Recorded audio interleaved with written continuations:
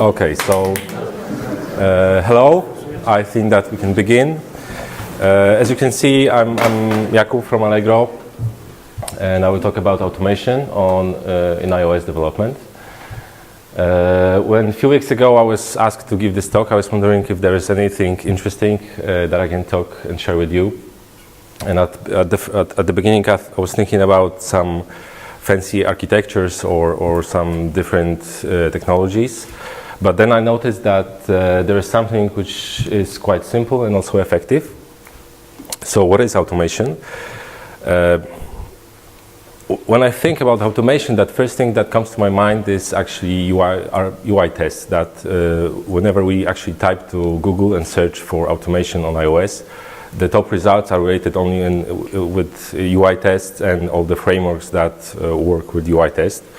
But we can find that automation, by definition, is something that it's kind of procedure or process that can be done without human assistance.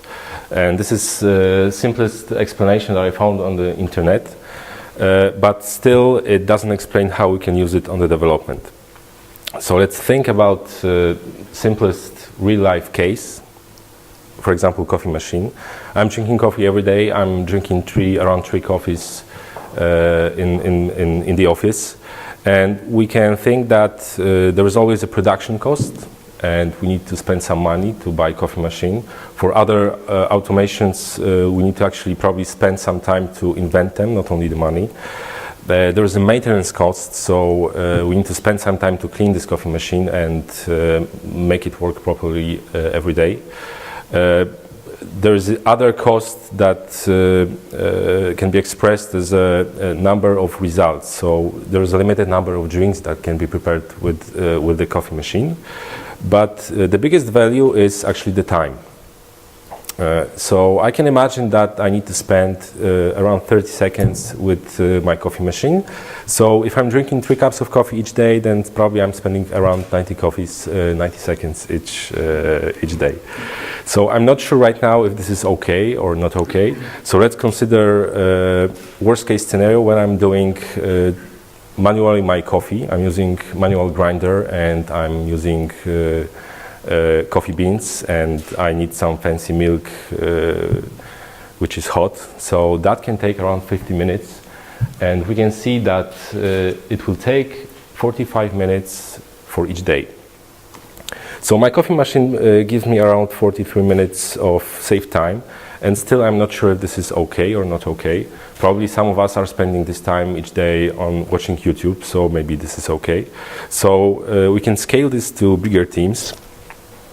And we can see that for a small team, for a 10-person team, coffee machine saves around 7 hours each day. And this gives 72 days each year. And this is quite a huge number. But when we think about bigger teams, or even company like Allegro, we can estimate that the coffee machine, we have like around 4 coffee machines for each floor. Those coffee machines are saving around 725 hours each day. And that gives around 20 years of time for each year within our office. So this is quite a huge number. Of course, this is just a coffee machine, it's not a development. But you can see that with automation we can save a lot of time. And probably that's why a lot of big companies are investing in automation.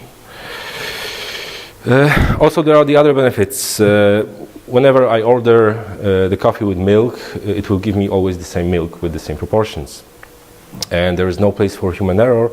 So whenever I order my espresso, there is no way I will receive cappuccino. Okay, so now we can, as we know how this works, we can jump back to development, and we can think about simplest automation that we can get on our computers. So whenever I think about simplest automation, the first thing that comes to my mind is our keyboard shortcuts. It's not strictly related with iOS, but we can think that this is some kind of automation that can save our time. So whenever we are switching between files, whenever we are searching something or finding some usages of classes or properties, Whenever we do refactor or debug some code, or whenever we are using Git, we can either use the mouse or use the keyboard shortcuts. And this can be expressed by those properties. So there is, like I said before, there is a cost and maintenance cost, so production cost and maintenance cost. In that case, it's quite low because we are just using those shortcuts and everything works properly. The number of results is not important because the automation is so simple that we are limited by only by the keyboard and our memory. When I was investing time to learn all those shortcuts when I was using AppCode, because that's my favorite tool, I noticed that I'm able to save around 30 minutes each day. And again, for me, it's maybe not so huge, but when we think about bigger team, that can, for 20-person team, that can give up to 100 days for each year. And this time which is saved can be important in two different ways. So for example, for a company like Allegro, which is product-driven company, this is time that delays new features into the future. So whenever we want to introduce something new, which gives us more money, we are actually moving this into the future by spending time on some different stuff, like making coffee, not with the coffee machine. So in that case, also whenever I was working without keyboard shortcuts by using only the mouse, I was spending some additional time that was wasting my best performance time. And for the software house company, time is expressed a little bit different, because software house, in my opinion, are actually selling the time for their clients. So whenever people are wasting time on something different, this time is not earning any money. So we can think that from two perspectives, that this time is important, how this time is important for the product-driven company and for the software house. Okay, another case is a code style in code review. So we have three teams in three different cities, and part of our team is actually thinks that taking care about the code format is very important, and the other part just doesn't care. So with that, you can imagine that for each pull request we had a lot of comments, and for each comments we had the author of the pull request had to introduce a fix, and that was like spending, all of the people watching on the pull request had to spend some time. And after the fix, we had to wait for the agent on the CI server to build new changes. And everything was taking around 1 hour. So I remember that I found some interesting quote on Twitter. Someone very smart told that things like this should be automated or ignored. So we decided that we should automate this. One of our teammates introduced a script which was calling three tools: Swift format, Swift lint, and Clang format. That took around 20 hours of development. The maintenance cost is very low because we just need to update those tools whenever there is a new version. The result is only one because it's just passing all the code and applying the fixes. The save time is around 1 hour. And again, when we scale this to the 20-person team, we can see that this saves around 200 days each year. Okay, another case. As you know, when Swift was introduced, and as far as I remember, this was around iOS 9, there was an issue with application launch time. Because with dynamic frameworks, all the frameworks needs to be load into memory on the application launch time, and the more frameworks we have, the launch time takes longer time. Last year, one of our teammates spent some time and created a script that changes those dynamic frameworks into static libraries. This is not possible for all modules, but we have like two types of frameworks. The one that comes from COCO pods, and some parts of them could be translated to static libraries, and the other are where our private modules, private pods, which required additional job to shape the code properly because we had to remove resources to additional bundle. So the author of this idea spent some time, but you can see there's the left blue bar shows the application launch time with the dynamic frameworks, and the red bar shows the improvement. Actually, the application launch time after some of the frameworks were moved to the static library. And you can see this graph shows only the difference, and each line represents 1 second. So for the worst case here, this is an iPad 2, which and here the application was there was a cold run, cold launch. So even the system frameworks were not loaded into the memory. And we know from our UX team that half second is something that can be detected by the user.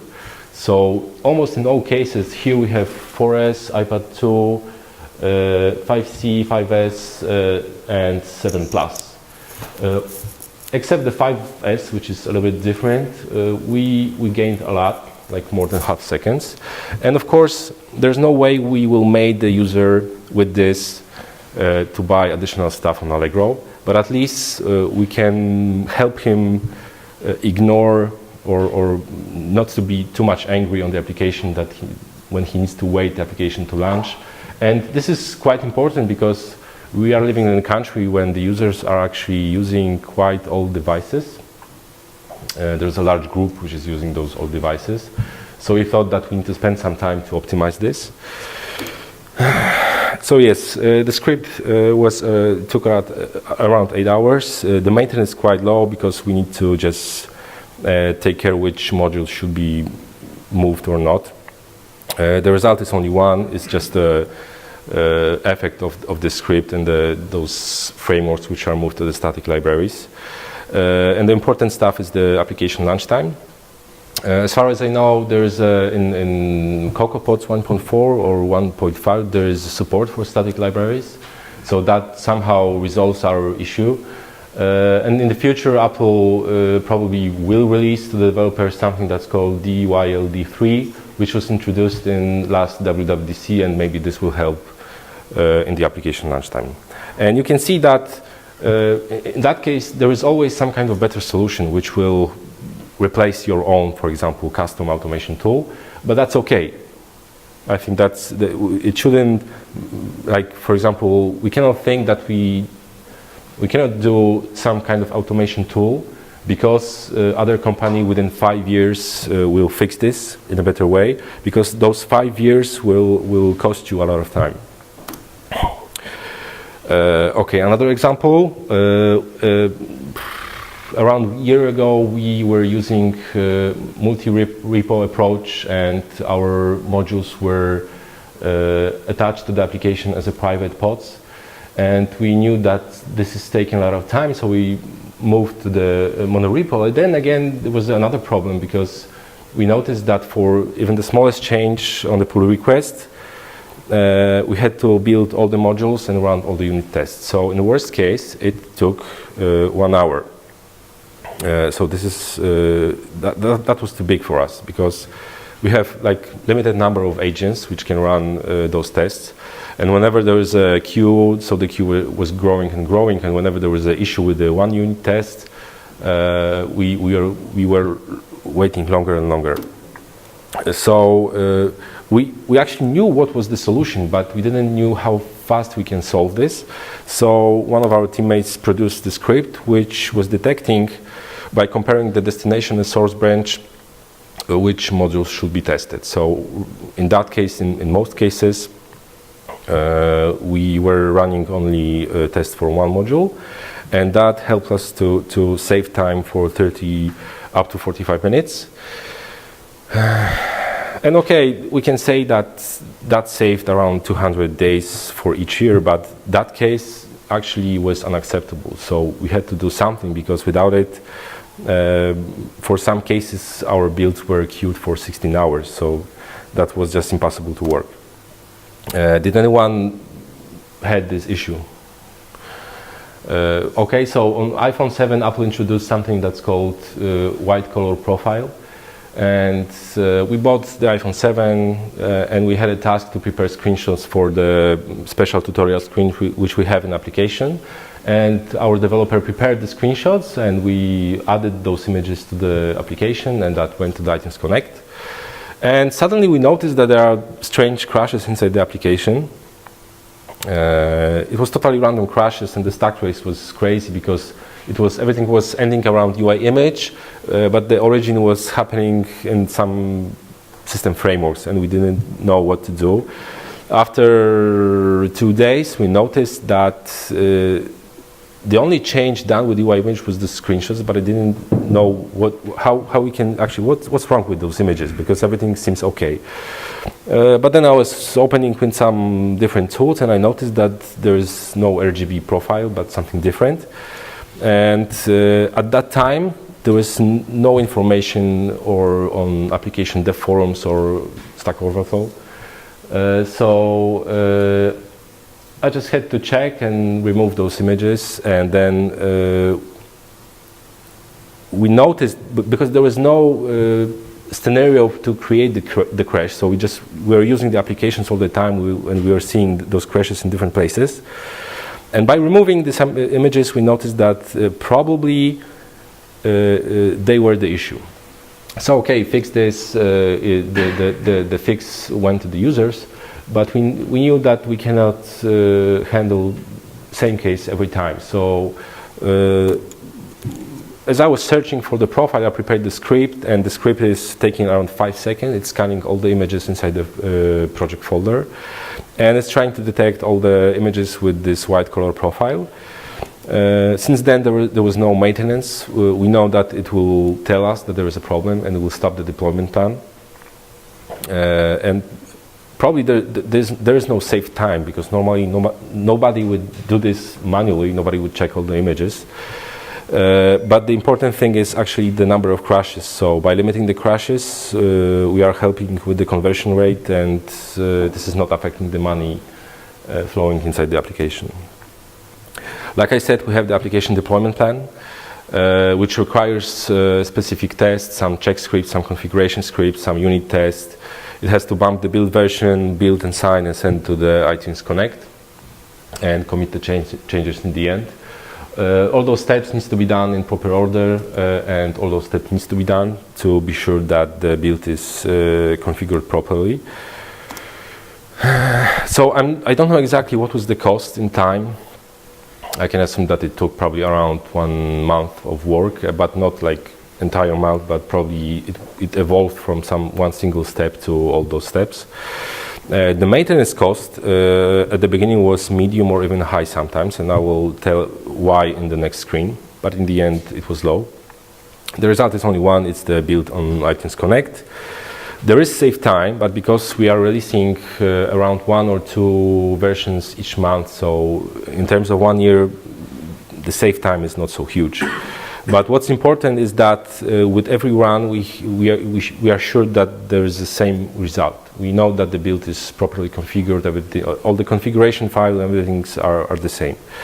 And again, there is no place for human error, so there's no way that someone will skip some step or, for example, prepare some configuration file for debug and not the release version. Okay, and like I said, there was a problem with maintenance, because if, for example, we have a delay between releases, which takes around 4 weeks, there are always some changes in that time. So there could be new Fastlane version, new Xcode version.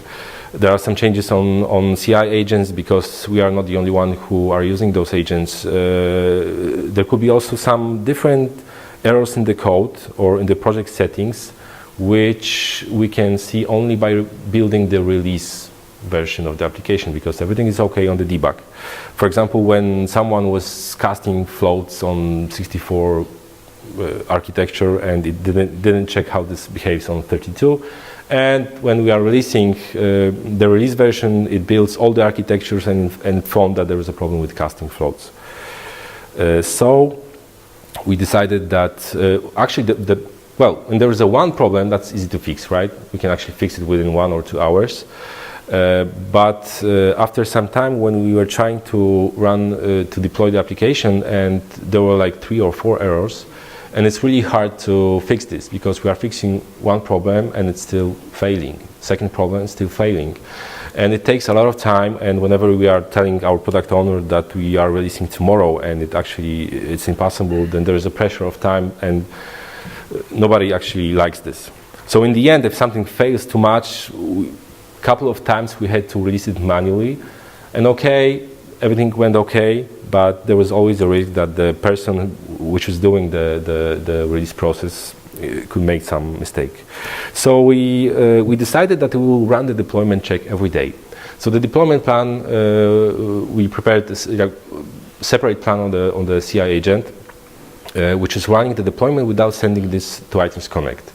And since then, we have some small issues, but we know for sure that for each failing plan there is only one issue, and this plan is running at 6 a.m. every day.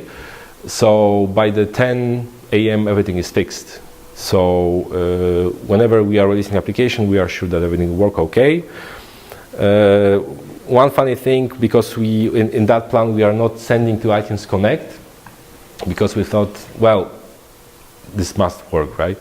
But we have an Echo team which handles the agents, and on one agent they forgot to install, what's the name for the tool?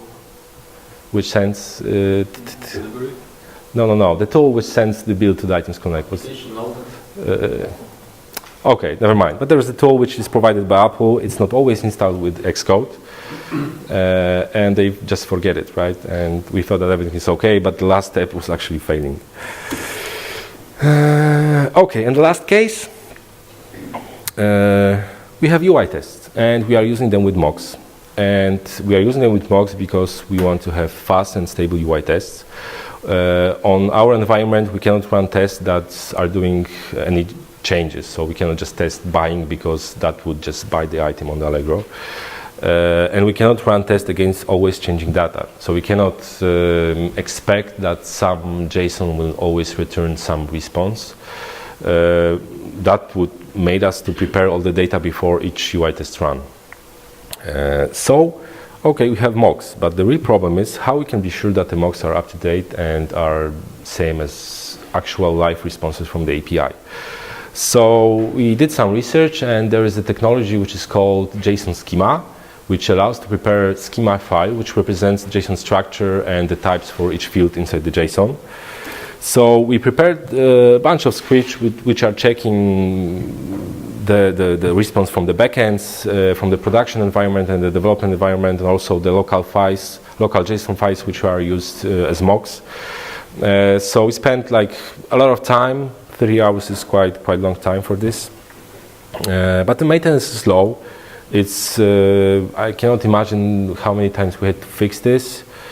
The result is only one. It's either there's okay or the fail or pass. We probably save some time, but again, normally nobody would manually check all those JSONs every day. And this is step done before UI tests. So whenever we have, like right now, we have a procedure whenever we merge to develop, those tests are launched, and before the actual UI test, we perform the validation of the JSON. So we are sure that the UI test, which take around 10 minutes, if there is a sense to run them, right? So the scripts are failing at the beginning. The validation takes around 10 seconds. And so the response that there is some kind of error is really fast, and we can fix this and run those UI tests again. And again, it's not to save time, but the value here is expressed in stable, fast, and up-to-date UI tests.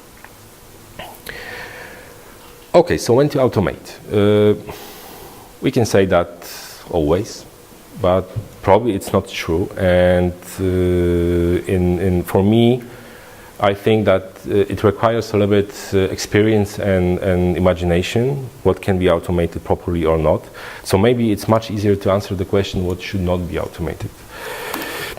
So whenever the maintenance cost is closing to the save time, it's really simple to imagine that there is something wrong with the solution. especially when the problem is growing and the maintenance cost is growing, then we should consider that maybe our solution is not the perfect one. Or maybe if the solution, if the value in this automation is not in the save time, but maybe in some kind of problem that's solved. But still, that's some kind of indication that maybe there should be a separate team that should take care about maintenance. And when also we shouldn't automate is when production cost is too big, when the automation is impossible or does not scale. So when the production cost is too big, probably when this affects our work, so we cannot do what we should do. All our automations were done, like it took small time, so we could do it within our sprints. So we just cannot say to our product owner, hey, we will not do something for 2 weeks because we need to write some script. Also, we shouldn't do something that's not impossible. So coming back to the coffee machine, it takes 30 seconds to prepare the coffee. But I know one solution that works even faster. When I watched Star Trek, they had something that's called replicator, and that takes around 1 second to prepare the coffee. But I know it's not possible, so probably I shouldn't spend some time trying to make this. And also, we shouldn't do something just which probably will not scale properly. And every time we try to automate something, we should consider what will happen if the bigger will be 10 times bigger or 100 times bigger. And if we can see that in that case, we will need to invent something bigger, something smarter, then probably this solution we are trying to introduce is maybe not the best case. But that depends on the situation. That's all. Do you have any questions?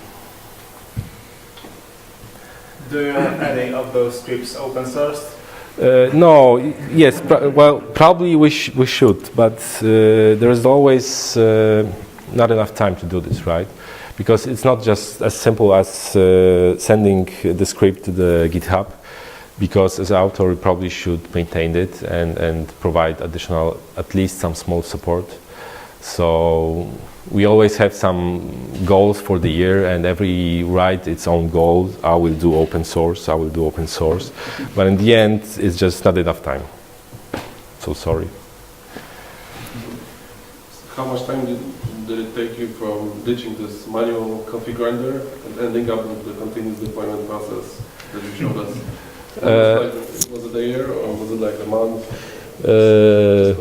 Actually, to be honest, I learned automation from my friend, which is sitting over there. I was Alec, which we were working together at Wikia, at Fandom right now.